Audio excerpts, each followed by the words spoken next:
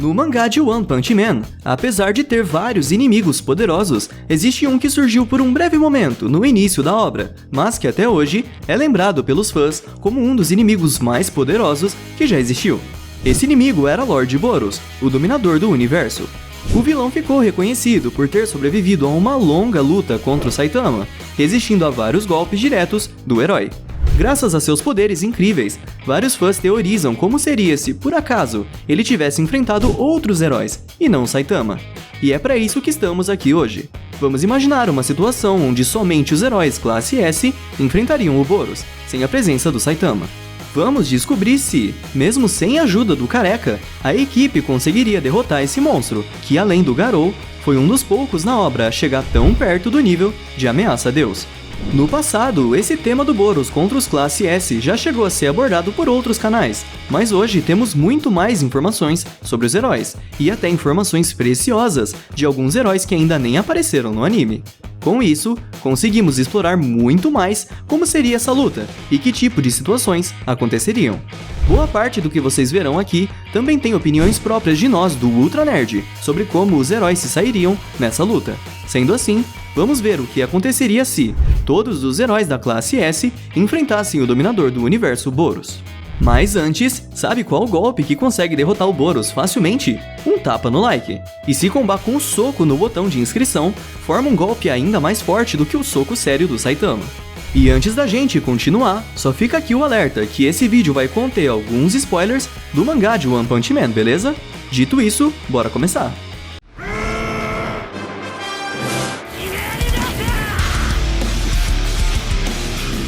Sobre Boros. Vamos falar um pouco aqui do próprio Lord Boros. Ele é um alienígena que estava sofrendo o mesmo que o Saitama. Ele havia se tornado tão forte que nenhum oponente era capaz de fazer uma luta ser interessante para ele. Com isso, ele passou a viajar pelo espaço com sua tripulação de aliens, conquistando planetas e buscando algum inimigo que pudesse fazê-lo sentir o prazer de um combate de verdade. Seu poder é tão imensurável que ele possuía uma armadura específica para conter toda sua força.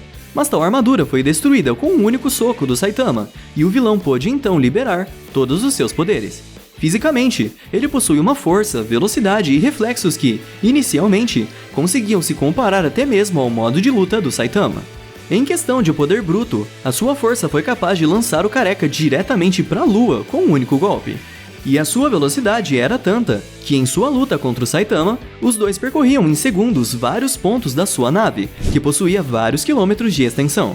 Apesar de ser extremamente resistente, o Boros também possuía uma regeneração instantânea. Mesmo que restasse somente seu olho como parte do seu corpo, ele conseguia se regenerar completamente em questão de segundos. Além da capacidade de voar com sua liberação de energia, Boros também possui uma grande variedade de poderes, como a projeção de energia, onde ele libera poderosos disparos de energia capazes até mesmo de destruir o planeta, e até mesmo assumir a forma Meteoric Burst, que consegue aumentar drasticamente todos os seus poderes e velocidade. Graças a todas essas condições, Lord Boros pode ser considerado um monstro de nível de ameaça a Deus, mesmo que nenhuma classificação oficial tenha sido dada a ele até o momento. E agora, já imaginou como seria se esse cara enfrentasse os outros heróis da classe S? Formações. Antes da luta começar, o time dos classe S precisaria entrar em formações específicas para conseguir lidar com todos os poderes do Boros e de qualquer possível imprevisto que a luta trouxesse. E curiosamente, é bem provável que nessa missão para enfrentar o Boros, o Child Emperor fosse o líder que guiaria todos os heróis no campo de batalha, já que nós sabemos que a liderança da invasão à Associação de Monstros foi confiada a ele pela Associação de Heróis. Então é bem provável que ele também fosse liderar nessa batalha. A estruturação dos heróis teria que ser algo parecido com o que o Death Gatling fez quando enfrentou o Garou. Separar os heróis para combates de curto, médio e longo alcance, para impedir o oponente de fazer qualquer movimento. Mas no caso do Boros, a formação teria que ser um pouquinho diferente. Ah, e além disso, pelo fato de naquela época em que o Boros atacou a Terra, o Blast estar ausente por conta de suas missões secretas, ele provavelmente não estaria disponível para enfrentar o Alien, assim como ocorreu canonicamente. Fora isso, nessa mesma linha temporal, os poderes do Blast ainda eram desconhecidos para todos os heróis, inclusive para nós, espectadores. Sendo assim, certamente o Blast não estaria presente nessa batalha, e talvez ele somente aparecesse no último instante, caso todos os heróis classe S não estivessem dando conta e a vida na Terra estivesse correndo grande perigo. E então, o Blast ficaria de fora das formações de combate. Mas fica tranquilo, que também vamos falar como ele se sairia nessa luta. Formação de combate próximo. Aqui, ficariam todos os heróis com foco no combate próximo, o que seriam muitos deles. Eles fariam o trabalho de atacar o Boros de frente para cansá-lo ao máximo, já que sabemos que seu fator de cura, apesar de tão poderoso, não é infinito.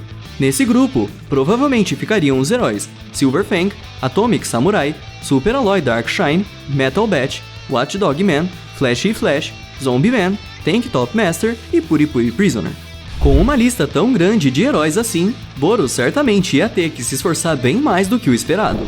Nessa luta, certamente alguns dos heróis que se destacariam seriam o Silver Fang, o Atomic Samurai, o Flashy Flash e o Zombie Man, já que suas habilidades seriam muito úteis contra a regeneração do Alien. Durante o arco da invasão da nave do Boros, vimos o quão eficientemente Bang e Kamikaze foram contra Melzargard e sua alta capacidade regenerativa. Porém, como a regeneração do monstro dependia de pequenas esferas escondidas em seu corpo, é provável que a regeneração do Alien fosse praticamente ilimitada, visto que não importava o quanto ele era golpeado ou cortado, ele não mostrava cansaço algum. Já a regeneração de Boros claramente tem um limite, já que depois de certo ponto, ele não consegue mais ter energia para se curar. Então, como Silver Fang e Atomic Samurai foram tão eficientes no quesito bater até cansar o inimigo, eles seriam uma grande ameaça para a regeneração do Boros. Claramente, o fator de cura do Conquistador do Universo é muito maior do que o de um de seus lacaios, mas para um grupo de heróis classe S, isso pode não fazer tanta diferença assim. Outro herói que seria muito eficiente, porém numa questão mais defensiva e estratégica, seria o Zombie Man, já que o herói também possui um fator de cura que praticamente impede que ele morra. Até onde sabemos, ele não possui limite para sua regeneração, desde que seu corpo inteiro não seja reduzido a cinzas, é claro. O Zombie-Man já foi capaz até mesmo de sobreviver às poderosas esferas de energia do Imperador Mendigo, um nível de ameaça dragão e executivo da Associação de Monstros, que ganhou seus poderes exclusivamente do God.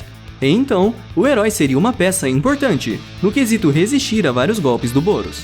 Os maiores problemas para o Zombie-Man seriam o fato do Boros ser muito mais forte que o Imperador Mendigo, e também do herói não ter nenhum outro poder além da sua super cura, obrigando ele a atacar como um humano normal, usando armas de fogo tradicionais como sua melhor alternativa.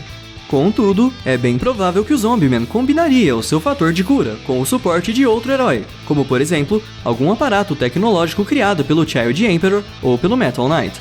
E embora o Boros seja muito rápido, nada indica que a sua velocidade se compare com a da luz, e é aqui onde o Flash se destacaria. Durante a luta do Flash contra o monstro Garou e o Platinum Sperm, vimos tudo que o herói é capaz de fazer em menos de 1 segundo. A velocidade dos seus golpes pode fazer até mesmo com que ele praticamente voe nos céus. Assim, seria difícil até mesmo para Boros se distanciar dos heróis de combate próximo, já que o Flash estaria sempre na cola dele, provavelmente surpreendendo o vilão a cada golpe que os dois trocassem um contra o outro. O que diremos aqui agora é apenas teoria, mas é fato que o Metal Bat também tem uma enorme capacidade de evoluir suas técnicas próprias de combate usando o que ele chama de espírito de luta. Nós vimos sua evolução quando o herói se uniu ao Garou para enfrentar o monstro Centopeia Eremita, que apesar de não possuir um nível de ameaça oficial, era muito maior em tamanho e bem mais forte do que a Centopeia Anciã. Portanto, acreditamos que ele tenha enfrentado um ser com um nível de ameaça superior a todos os nível dragão que vimos até agora. Garou e Metal Bat foram capazes de causar um estrago enorme nesse monstro, provando a incrível capacidade de evolução dos dois. Por isso, já imaginou se, durante a luta contra o Boros, o Metal Bat aprendesse a rebater alguns dos disparos do Alien, como se estivesse em um jogo de beisebol? Seria, no mínimo, um hype enorme na obra. Agora, se o Conquistador do Universo usasse a sua forma Meteoric Burst, aí, meu amigo, os heróis teriam que usar todo o seu Plus Ultra. Opa, anime errado. E falando nos disparos de energia do Boros, vamos para a próxima provável formação de heróis. Formação de poder bruto.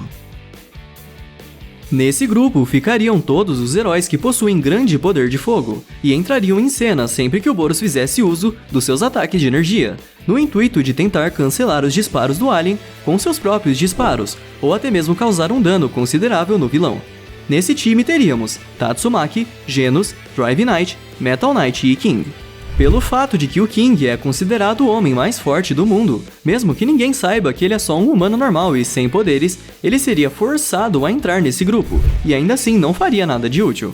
Muitos heróis também poderiam interpretar a falta da sua participação na luta como um desperdício da verdadeira capacidade dos seus poderes. O Genos e o Drive Knight também fariam uso de todo o seu arsenal robótico para tentar combater o Boros. Dentre os vários disparos que o Cyborg tem, Genos teria o seu golpe Incinerar, onde ele dispara uma rajada de fogo tão poderosa que é capaz de reduzir um prédio inteiro a cinzas, ou até criar uma enorme cratera no chão. Outros disparos do Cyborg demoníaco, onde seu corpo estava totalmente equipado e focado no seu poder destrutivo máximo, foram capazes até mesmo de se comparar à projeção de energia de Psycho Orochi, que, para quem não sabe, é um monstro com potencial destrutivo para ser nível de ameaça a Deus. Já o Drive Knight carregaria sua caixa metálica, que permitiria a ele modificar o seu corpo de inúmeras maneiras, possibilitando até mesmo enfrentar o Boros no ar. Não sabemos se todas as formas que ele assumiu na sua luta contra Psycho Orochi eram exatamente todas as formas possíveis que ele poderia de fato assumir, mas se por acaso ele conseguisse ter ainda mais opções de transformação com a sua caixa, o herói seria um enorme empecilho na luta contra o Boros. E nós já vimos o quão eficiente ele consegue ser com suas transformações na luta contra Psycho Orochi, onde a presença do herói se tornou até um ponto de virada no combate. E em último caso, o Genos e o Drive Knight poderiam fundir os seus corpos robóticos e se transformar em um robô ainda mais poderoso, assim como também aconteceu na luta contra Psycho Orochi. Poucos sabem disso, mas o Metal Knight possui um enorme arsenal de robôs com ele, e a quantidade exata desse exército metálico é desconhecido até mesmo pela Associação de Heróis. Por isso, se o Metal Knight quisesse trazer todo o seu exército com ele, onde cada robô teria seu poder de fogo próprio, o Boros estaria em certos apuros aqui. E não pense que destruir esses robôs seria uma tarefa tão fácil assim. Quando a nave do Alien chegou na cidade A, ela liberou um ataque que destruiu quase toda a cidade, e a única estrutura que se manteve de pé foi o prédio da Associação de Heróis, que não por acaso foi construída pelo próprio Metal Knight. Então, quando o quesito é resistência, o herói sabe quando precisa criar coisas que sejam resistentes, e certamente ele faria o mesmo com seu enorme exército robótico. Consegue imaginar um exército de robôs voando e disparando vários mísseis no Boros, bem no estilo Homem de Ferro 3? Então, agora, caso a luta estivesse indo de mal a pior pro lado dos heróis, a Tatsumaki seria o maior trunfo deles, já que ela também é considerada pela própria associação como a arma suprema da humanidade. Isso quando o Blast tá ausente, é claro. E falando no herói número 1, calma, que já chegamos na vez dele. Então, a Tatsumaki sempre se vangloria de seus próprios poderes, e com razão, já que ela foi capaz de usar os seus poderes psíquicos para interromper todos os projéteis disparados pela nave do Boros e devolver todos de uma vez, e tudo isso exigiu um mínimo de esforço dela.